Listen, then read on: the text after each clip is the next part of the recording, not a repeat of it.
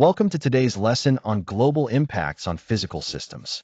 In this lesson, we are going to look at how climate change affects the natural systems of our planet. Climate change does not only mean that the air gets warmer. A warmer atmosphere changes ice, oceans, rainfall, storms, droughts, rivers, coastlines, and landscapes. Physical systems are connected. If the atmosphere warms, glaciers melt. If glaciers melt, sea levels rise. If sea levels rise, coastal erosion may become more severe. If the atmosphere holds more moisture, rainfall patterns and storms can change. So today's lesson is about cause and effect. We are going to look at three major physical impacts of climate change: glacial retreat, sea level rise, and changes to the hydrological cycle and extreme weather. The big question for today is, how does climate change reshape the physical systems of the planet?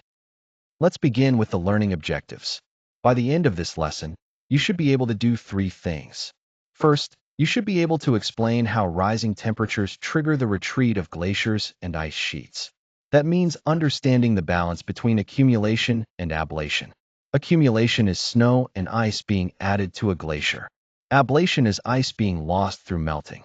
Second, you should be able to analyze the two main causes of sea level rise: thermal expansion and ice melt. This is really important. Sea levels are not rising only because ice is melting. Oceans are also expanding as they warm. Third, you should be able to evaluate the impact of climate change on the hydrological cycle and extreme weather frequency. The hydrological cycle is the movement of water between the atmosphere, land, oceans, and rivers. Climate change can make this cycle more intense, causing heavier rainfall in some places and drought in others. So by the end of the lesson, you should understand how one change, rising global temperature, can affect several linked physical systems. Before we go further, let's look at the key vocabulary. The first word is expansion. Expansion means the increase in volume of a substance as it gets warmer. In this lesson, we are especially interested in the expansion of ocean water. When water warms, it takes up more space, causing sea levels to rise. The second word is erosion. Erosion means the wearing away of land by natural forces, such as waves, rivers, wind, or ice. Today we will look at how rising sea levels and storms can increase coastal erosion. The third word is hydrology. Hydrology is the study of water movement, distribution, and quality on Earth. The hydrological cycle is central to understanding rainfall, floods, and droughts. The fourth word is glaciation. Glaciation means the process or state of being covered by glaciers or ice sheets. Climate change affects glaciated environments by increasing melting and retreat. These words will help us explain the links between warming, ice, oceans, water, and landforms. Before we look at the physical impacts, we need to remember the cause. Climate change is mainly driven by an increase in greenhouse gases in the atmosphere. Greenhouse gases include carbon dioxide, methane, and nitrous oxide. These gases trap outgoing long-wave radiation. In simpler terms, they allow sunlight in, but they trap some of the heat that Earth tries to send back into space. This is called the greenhouse effect. The greenhouse effect is natural and necessary. Without it, Earth would be too cold for most life. The problem is the enhanced greenhouse effect. Since the Industrial Revolution, human activity has increased greenhouse gas concentrations. Burning fossil fuels such as coal, oil, and gas releases carbon dioxide. Farming and landfill sites release methane. Deforestation reduces the number of trees available to absorb carbon dioxide. Carbon dioxide can stay in the atmosphere for centuries. This means some of today's warming is linked to emissions released many decades ago. So the physical impacts we study today are the result of changes in the atmosphere caused by human activity. Now let's do a quick matching challenge. You need to match each activity with the correct greenhouse gas source. The activities are: 1. Deforestation. 2. Landfill sites. 3. Intensive farming. 4. Burning coal. The definitions are: A. Large-scale livestock production releasing methane. B. Decomposing organic waste producing methane gas. C. Reduces the number of trees available to absorb carbon dioxide. D. The primary source of industrial carbon dioxide emissions. Take a moment to match them. Think about what each activity does. Does it release methane? Does it release carbon dioxide? Or does it reduce the Earth's ability to remove carbon dioxide from the atmosphere? Let's go through the answers. Deforestation matches with C. It reduces the number of trees available to absorb carbon dioxide. Trees absorb carbon dioxide through photosynthesis, so removing forests reduces this natural carbon sink. Landfill sites match with B. Decomposing organic waste producing methane gas. When food waste and other organic material breaks down without much oxygen, methane can be released. Intensive farming matches with A. Large-scale livestock production releasing methane. Cattle and other livestock produce methane during digestion, and manure can also release methane. Burning coal matches with D. The primary source of industrial carbon dioxide emissions. Coal is a fossil fuel. When it is burned, carbon that was stored underground is released into the atmosphere as carbon dioxide. These sources increase greenhouse gases, which trap more heat and drive the physical changes we are about to study. Now let's look at the first major physical impact, glacial retreat. Glaciers are sometimes described as rivers of ice. They form where snow builds up over many years, compresses into ice, and slowly flows downhill under gravity. A glacier has a balance between two processes. The first is accumulation. Accumulation happens when snow and ice are added to the glacier, usually near the top or source area. The second is ablation. Ablation is the loss of ice through melting, evaporation, or breaking off into water. If accumulation is greater than ablation, the glacier may grow or advance. If ablation is greater than accumulation, the glacier shrinks or retreats. As global temperatures rise, melting increases. The snout of the glacier, which is the lower end, may melt faster than new snow is being added higher up. This causes the glacier to retreat up the valley. The slide reminds us that the Greenland and Antarctic ice sheets contain enough water to raise sea levels by over 60 meters if they melted entirely. That does not mean this would happen all at once, but it shows how important ice sheets are for the global sea level system. Now let's look at sea level rise. There are two key drivers. The first is thermal expansion. As oceans absorb heat, the water gets warmer. When water warms, its molecules move more vigorously and take up more space. This means the same amount of water occupies a larger volume. That expansion causes sea levels to rise. The second driver is physical ice melt. When land-based ice melts, such as glaciers and ice sheets in Greenland or Antarctica, the meltwater flows into the ocean. This adds new water to the sea, increasing its volume. It is important to understand the difference between land ice and sea ice. Melting land ice raises sea levels because it adds new water to the ocean. Melting sea ice, such as floating Arctic sea ice, has much less direct effect on sea level because it is already floating and has already displaced its volume of water.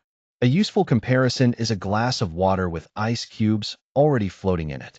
When the floating ice melts, the water level does not change much.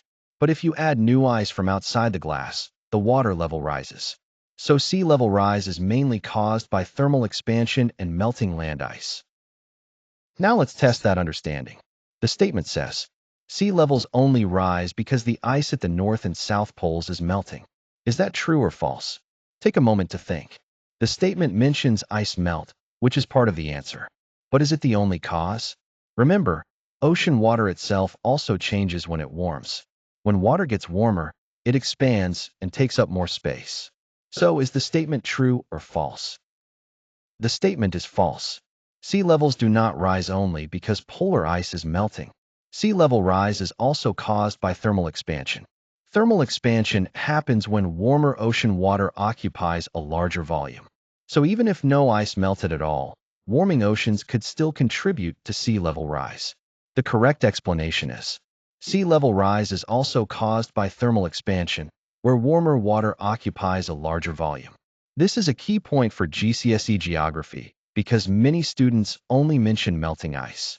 A stronger answer includes both drivers, thermal expansion and melting land ice.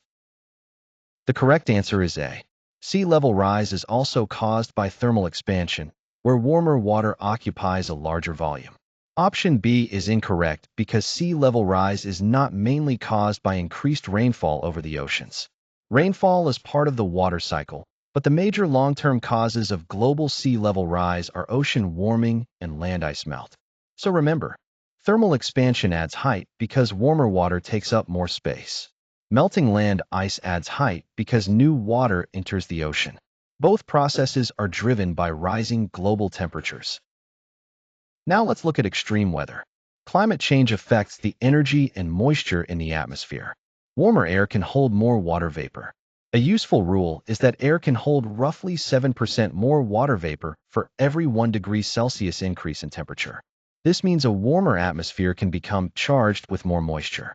When that moisture is released, rainfall can be more intense. This can increase the risk of heavy rainfall events and flash flooding. Warmer sea surface temperatures can also provide more energy for tropical cyclones. These storms gain energy from warm ocean water, so warmer seas can increase storm intensity.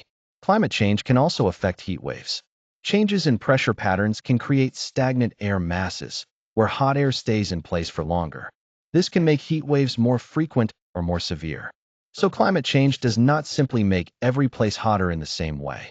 It changes the movement of heat, moisture, and energy through the atmosphere. Now let's connect this to the hydrological cycle. The hydrological cycle is the movement of water between the atmosphere, oceans, land, rivers, ice, and groundwater. Climate change can intensify this cycle. Higher temperatures increase evaporation from oceans, lakes, rivers, and soils. More evaporation means more water vapor in the atmosphere. In some places, this leads to heavier rainfall because the atmosphere can release more moisture during storms. This can increase the risk of flash floods and river flooding. But not everywhere becomes wetter. In some regions, shifting wind patterns and pressure systems can reduce rainfall. Higher temperatures can also dry out soils more quickly. This can lead to prolonged drought. So climate change can produce both wetter extremes and drier extremes. A useful summary is, the wet gets wetter and the dry gets drier. This is why climate change is often described as making weather more extreme, not just warmer. Now let's apply these ideas to a UK example. Coastal erosion. Rising sea levels can accelerate coastal erosion, especially on soft rock coastlines. One important example is the Holderness Coast in eastern England. The Holderness Coast has soft cliffs made from material such as boulder clay. These cliffs are easily eroded by waves. Sea level rise increases the base level of the sea. This means waves can reach higher up the cliff face and attack the base of cliffs more often. Storm surges make the problem worse. A storm surge happens when low air pressure and strong winds push seawater inland, raising sea levels temporarily and creating powerful waves. When waves strike the cliff base with more energy, hydraulic action and abrasion increase. Over time, the cliff becomes undercut, collapses, and retreats inland. This can destroy homes, roads, farmland, and infrastructure. So climate change can increase coastal erosion by raising sea levels, increasing storm impacts, and allowing waves to attack cliffs more frequently. Now let's sequence the steps that lead to increased coastal cliff collapse. The steps are: rate of hydraulic action and erosion increases. Thermal expansion causes sea levels to rise. Waves reach higher points on the cliff face. Global temperatures rise due to the greenhouse effect. Think carefully about cause and effect. First, greenhouse gases increase global temperatures. Then, as oceans warm, thermal expansion causes sea levels to rise. Higher sea levels allow waves to reach higher points on the cliff face. This increases hydraulic action and erosion. So the sequence starts in the atmosphere but ends with changes to the coastline. The correct order is: first, global temperatures rise due to the greenhouse effect. Second, thermal expansion causes sea levels to rise. Third, waves reach higher points on the cliff face. Fourth, the rate of hydraulic action and erosion increases. This sequence is important because it shows how climate change links different physical systems. A change in atmospheric gases leads to warming. Warming leads to ocean expansion. Ocean expansion leads to sea level rise. Sea level rise increases wave attack on cliffs. That increases coastal erosion and cliff collapse. A strong GCSE answer should show these links clearly rather than just saying climate change causes erosion. Now let's evaluate the risks for the UK. The question is, which physical system impact do you think is the most dangerous for the UK over the next 50 years? Sea level rise, extreme weather, or changes to our water supply? Why? There is no single correct answer. but you need to justify your reasoning. You might choose sea level rise.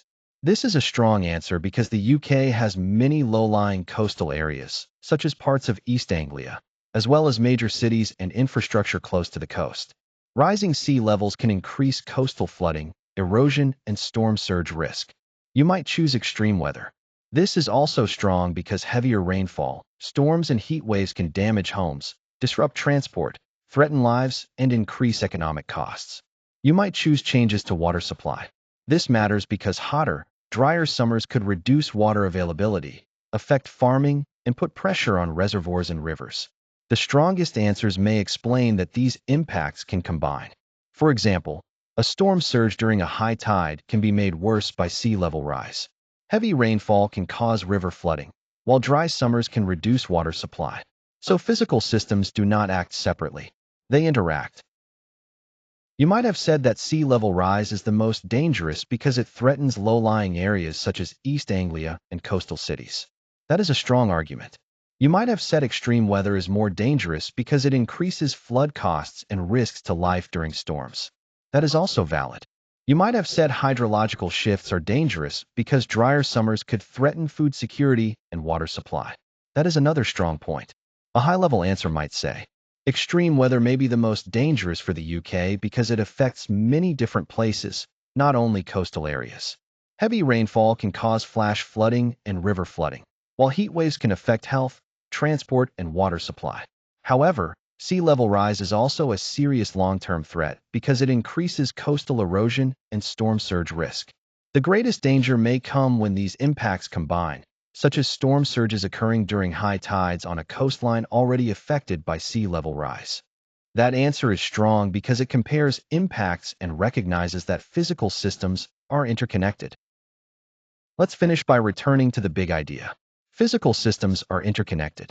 When humans change the atmosphere by increasing greenhouse gases, the atmosphere warms.